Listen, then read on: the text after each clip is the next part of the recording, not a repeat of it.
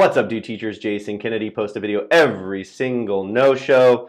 They're always heartfelt, humorous, and hopefully helpful. Ladies, you're always welcome to the party. Had a no-show today and thought I would post about something that rarely gets talked about. If you're new to teaching or maybe been teaching for a while, but what type of teaching space do you need? If you want to teach online, what do you really need to teach well?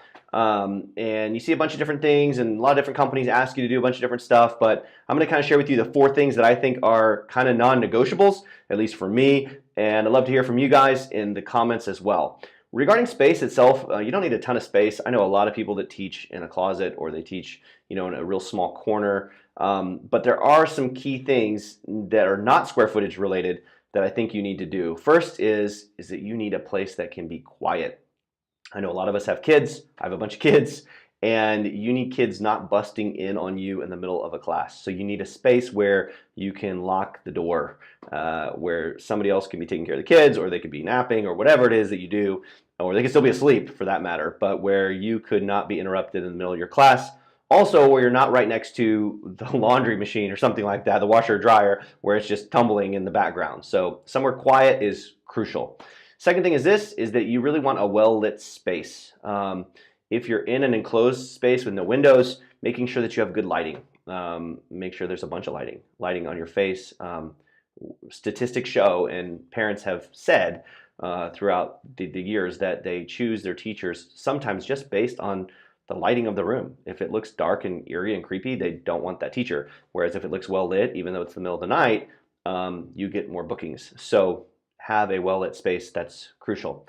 Third thing, at least for me, is a clean space. I do not like teaching in a bunch of clutter or a bunch of stuff around me. I like my space to be pretty minimal, pretty clean. It helps me focus on the kids. Obviously, I have the different tools that I use to teach, but besides that, I like to keep it nice, calm, clean. Oftentimes, if you're teaching like 8 or 10 classes in a row, having a cluttered environment just kind of makes you go a little bit insane.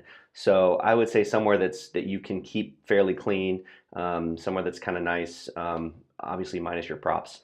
The last thing is a space that's conducive to learning, that's fun for kids, that has a nice space where kids would enjoy, that you can put up a backdrop. I have a backdrop here. We also have a green screen over here that you can use, that we use oftentimes to do backdrops for the kids or chroma key stuff or whatever, and a place where you can store your props and use your props and bring them out or easily access those props. So that's kind of the 4 key things, I think. I'd say one little bonus one, at least for me, is a place where you can also stay awake. I actually have a stool, but I also stand up teaching a lot. And I do that just because if it's late at night or early in the morning, I don't want to doze off or fall asleep on the kid.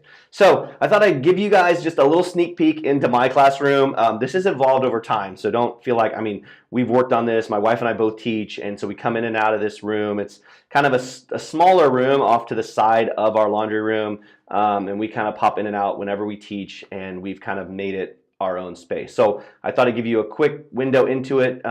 We have a lot of lighting in here. We have a green screen in here, and we even have a little bed in here if we're needing to sleep off and on or whatever. But I thought I'd give you a quick look. Enjoy.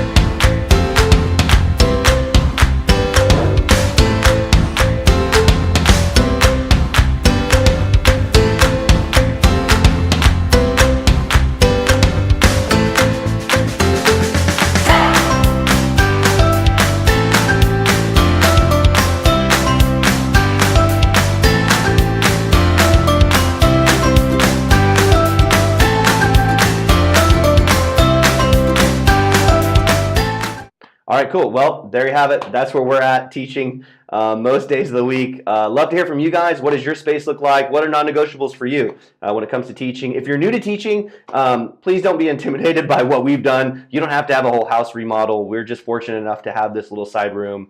But I'd love to help you set up your space. If you're wanting to get into teaching, I can kind of help coach you through jumping into being an online teacher. It's a lot of fun.